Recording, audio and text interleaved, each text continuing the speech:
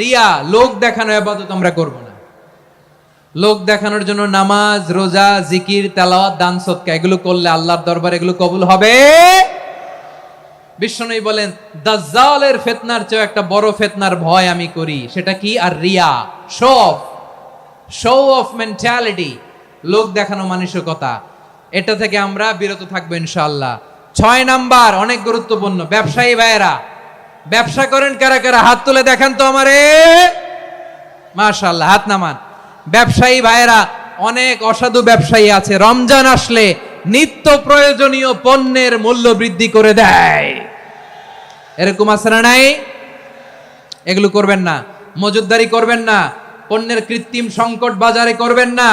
আপনি লাখ টাকা কামায়া ভাবছেন যে রোজাদারদের কষ্ট দিয়ে ধনী হবেন, এমন রোগ আল্লাহ আপনারে দিবে, কোটি টাকা দিয়েও আপনি হাসপাতালের বিল পরিশোধ করার ক্ষমতা আপনার হবে না।